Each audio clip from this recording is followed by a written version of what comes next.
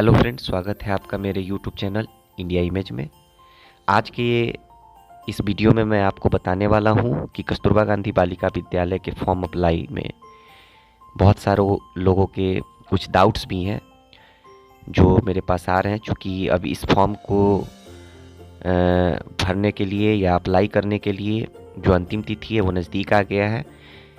Form भरने की जो अंतिम तिथि है वो 10 जनवरी 2023 है।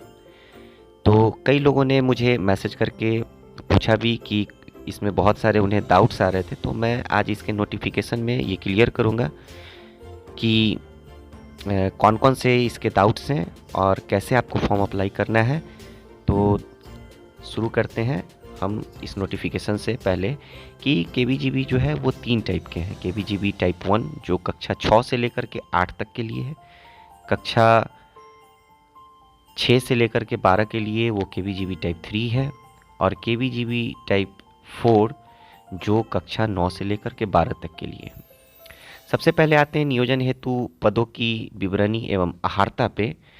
तो सबसे पहले इसमें जो 9 पद नाम दिए गए हैं, वार्डन सह शिक्षिका के लिए जो सबसे पहले दिया गया है, और मैं इसे पहले हाईलाइट कर देता हूँ कि वार्डन सह शिक्षिका के लिए इसमें पहले स्नातक होना चाहिए, वो किसी भी विषय में।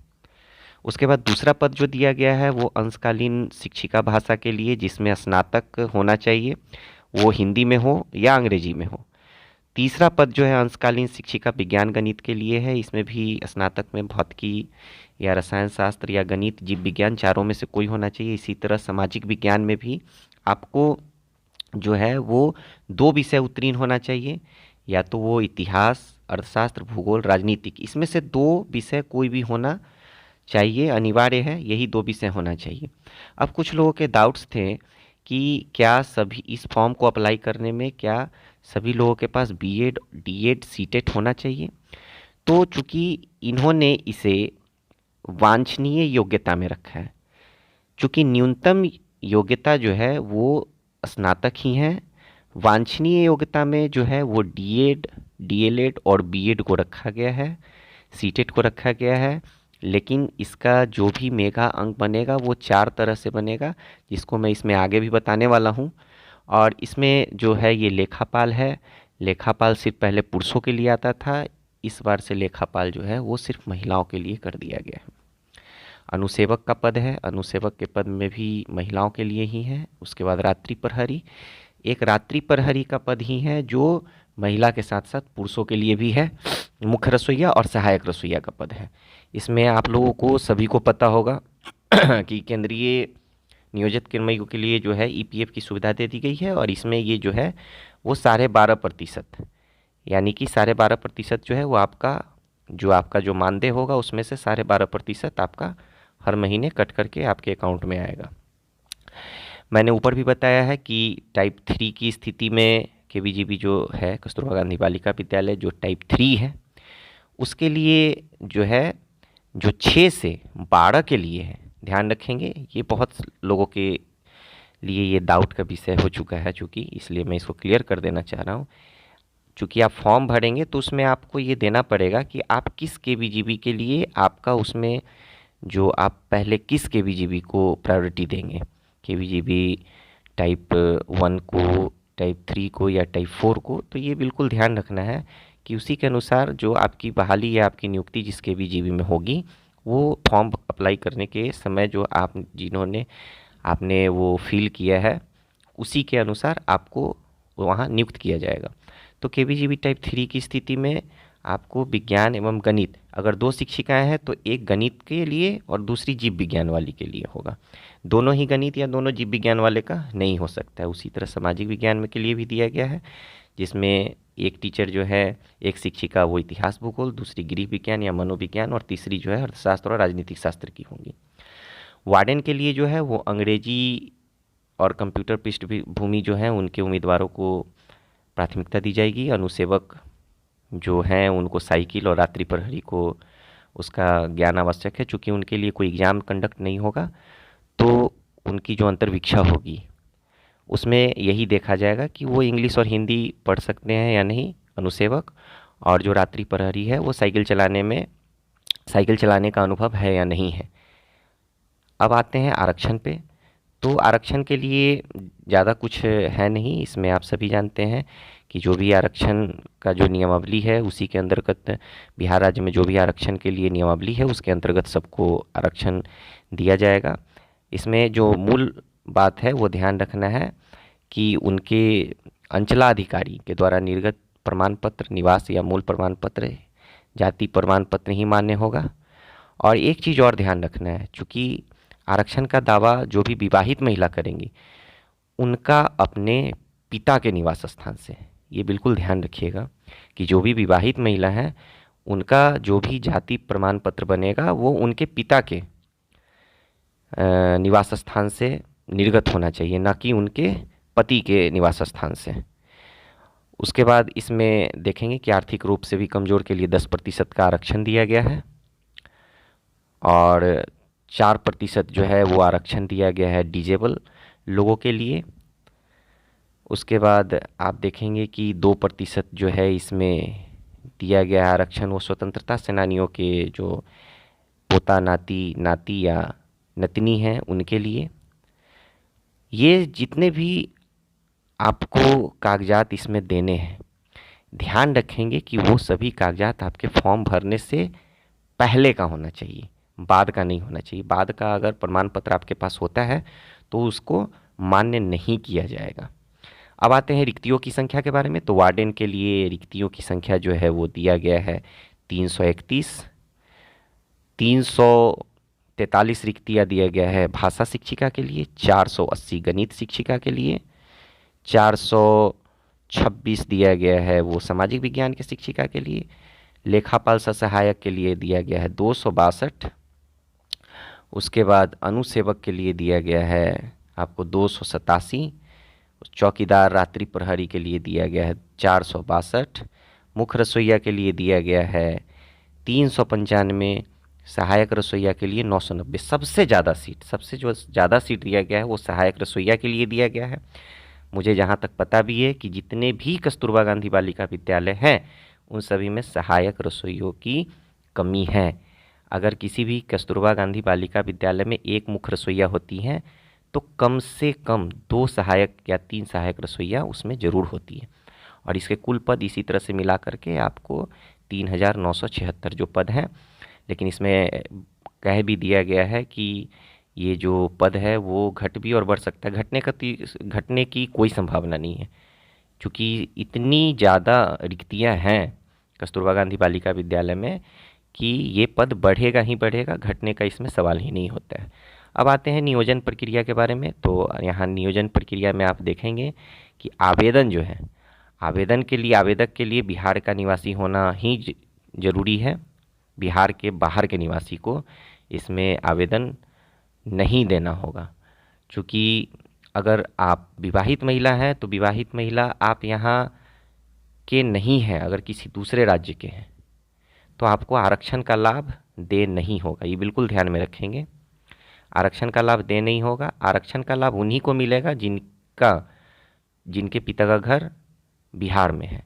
अगर आपका घर बिहार में नहीं है तो चूँकि आप अपने पति के अब निवास स्थान पे रहती हैं तो आपको जनरल कैटेगरी में काउंट किया जाएगा। उसके बाद आपको यहाँ पे जो साइट दिया गया है ऑनलाइन आवेदन पत्र भरने का BEPCniyojan.in, उस पर आपको ऑनलाइन आवेदन करना है, जो मैं अपने अगले वीडियो में आपको बताऊंगा कि आवेदन क्या करना है और कैसे करना है। अब देखेंगे कि वार्डन और शिक्षिका लेखापाल के लिए जो है और दिव्यांग अभ्यर्थियों से 400 रुपया लिया जाएगा, 400 की राशि ली जाएगी। और अनुसेवक और रसोइयों के लिए, रात्रि प्रहरी के लिए यहाँ पर कोई शुल्क नहीं लिया जाएगा, ध्यान रखेंगे। रजिस्ट्रेशन जो है उस समय आपको मोबाइल नंबर, ईमेल आईडी की सूचना जो है वो छोड़ करके और सभी चीज़ जो है वो बाद में आप एडिट कर सकते हैं। अब परीक्षा का जो आयोजन होगा उसमें आप देखेंगे कि वार्डन शिक्षिका, अंशकालीन शिक्षिका एवं लेखापाल के लिए 100 नंबरों का होगा, जो मैं आगे वीडियो बना करके आपको बताऊंगा कि उसके एग्ज़ाम में कैसे क्वेश्चंस आएंगे। इसलिए आप मेरे चैनल को सब्सक्राइब भी कर लीजिएगा कि आपको आगे नोटिफिकेशन में जो भी दिया गया है कि जैसे भी क्वेश्चन आने हैं वो उसकी आपकी वीडियो में बना करके आपको देता रहूँगा। अनुसेवक रसोइया और सहायक रसोइयों के लिए भी 100 नंबर की अंतर्वीक्षा ली जाएगी। इसका कोई रिटेन एग्ज़ाम नहीं होगा। अंतर्वीक्षा में मैंने आपको बताया कि साइकिल चलाने का ज्ञान होना चाहिए। हिंदी और इंग्लिश पढ़ने का ज्ञान अनुसेवक के लिए दिया गया है, वो है। अब यहाँ पे प्रश्न के जो प्रारूप होंगे उसके बारे में दिया गया है कि वार्डन के लिए किस किस विषय से इसमें पूछा जाएगा प्रश्न। भाषा शिक्षिका के लिए, अंशकालीन शिक्षिका के लिए क्या होगा, विज्ञान गणित के लिए क्या होगा, सभी के लिए 100 अंक होंगे और उनके जो भी स्नातक के जो विषय हैं उन्हीं के आधार पे पूछा जाएगा। और उसमें कुछ सामान्य ज्ञान और सामान्य अभिवृत्ति के भी होंगे प्रश्न 50 अंकों के, और बाकी 50 अंकों के जो हैं उनके सब्जेक्ट से होंगे। लिखित परीक्षा जो होगी वो 1 घंटा के लिए होंगे। और ये ऑफलाइन, इसमें तो दिया गया नोटिफिकेशन में, चूँकि ये ऑफलाइन या ऑनलाइन होगा, लेकिन मुझे जहाँ तक पता है कि ये ऑफलाइन ही एग्ज़ाम होगा OMR सीट पे, जिस पे आप पेंसिल से या पेन से आप OMR सीट को वहाँ गोला करके रंगते हैं। अब इसमें है आगे जो दिया गया है, परीक्षा में जूता मोजा पहन के नहीं आना है, वो आपके एग्ज़ाम का जब कॉल लेटर आएगा तो उसमें भी ये सारी बातें दिए रहेंगी, तो अभी इसका चर्चा नहीं करते हैं। अब हम लोग आगे देखेंगे मेघा सूची का निर्माण, जो सबसे इम्पोर्टेंट है, जो जिसमें मैं बहुत सारे लोगों का ये डाउट था कि क्या मैंने इंटर किया है या ग्रेजुएशन किया है तो क्या मैं फॉर्म अप्लाई कर सकता हूँ कि नहीं, मैंने बीएड नहीं कर रखा है, मैंने सीटेट नहीं कर रखा है। तो इसमें क्लियर दिया हुआ है कि वार्डन शिक्षिका के प्रत्येक पद हेतु 4 अलग अलग पैनल तैयार किए जाएंगे। प्रारंभिक शिक्षा शास्त्र में 2 वर्षीय प्रशिक्षण, डीएड या बीएड होना चाहिए, और शिक्षक पात्रता परीक्षा जो उत्तीर्ण होंगे। ध्यान देंगे जिन्होंने डीएड बीएड कर रखा है और सीटेट या बीटेट जिन्होंने पास किया है उनके लिए अलग मेघा सूची का निर्माण होगा। दूसरा, जिन्होंने डीएड बीएड कर रखा है लेकिन उन्होंने सीटेट और बीटेट नहीं पास किया है, वो भी इस फॉर्म को अप्लाई कर सकते हैं, उनका भी मेघा सूची का निर्माण होगा। तीसरा दिया गया है शिक्षक पात्रता परीक्षा उत्तीर्ण अप्रशिक्षित अभ्यर्थी। ये वैसे अभ्यर्थी हैं जिन्होंने शिक्षक पात्रता परीक्षा तो उत्तीर्ण कर ली है लेकिन अभी तक वो अप्रशिक्षित हैं। ऐसे बहुत सारे अभ्यर्थी हैं 2000 जो बीटेट के जिन्होंने एग्ज़ाम दिए थे उसमें, तो उनके लिए दिया गया है। और सबसे जो अंत में दिया गया घ में कि बिना शिक्षक पात्रता परीक्षा उत्तीर्ण और अप्रशिक्षित भी, तो ये उनके लिए जो सीधे वो सिर्फ ग्रेजुएशन जिन्होंने किया है उनके लिए 4 तरह के मेरिट लिस्ट बनाए जाएंगे। जब पहले मेरिट लिस्ट से अभ्यर्थियों की अनुपलब्धता हो जाएगी तो दूसरे मेरिट लिस्ट से, दूसरे मेरिट लिस्ट में भी जब अभ्यर्थियों की अनुपलब्धता होंगी तो ग वाले जो मेघा सूची के जो पैनल बनेगा उससे, और जो उससे भी पूरा नहीं होगा तो घ वाले से बनाया जाएगा। ये 4 तरह के इस तरह के सीक्वेंस से मेघा सूची का निर्माण किया जाएगा। अब आगे आते हैं कि मुख्य रसोइया जो है और सहायक रसोइयों के लिए मैट्रिक उत्तीर्ण होना चाहिए, लेकिन मैट्रिक उत्तीर्ण नहीं है तो उस स्थिति में पंचम उत्तीर्ण अभ्यर्थियों को भी नियोजन में मौका दिया जाएगा, उनकी अलग अलग सूची भी बनाई जाएगी। ये बिल्कुल ये क्लियर दिया गया है, इसमें कोई सोचने वाली बात नहीं है। अब आते हैं हम कि नियोजन पत्र जो है वो प्रखंड शिक्षा पदाधिकारी के हस्ताक्षर से डाक के द्वारा नियोजन पत्र भेजा जाएगा। और योगदान के लिए भी आपको 30 दिन का समय दिया जाएगा, चूँकि उसमें मेडिकल और कुछ लगाना पड़ता है कागजात। उसके बाद योगदान कर्मी जो हैं इसमें स्थानांतरण नहीं किया जाता है। ये बात तो क्लियर है कि आपको नियुक्ति जिस कस्तूरबा गांधी बालिका विद्यालय में किया जाएगा वहाँ से स्थानांतरण नहीं होता है, चूँकि अब तक पीछे के जो भी शिक्षक हैं उनका मैंने देखा है कि अपने ही ज़िलों में उनका स्थानांतरण हुआ है, एक KVGB से दूसरे KVGB में, लेकिन इसमें नहीं दिया गया तो हो सकता है आगे नहीं भी हो।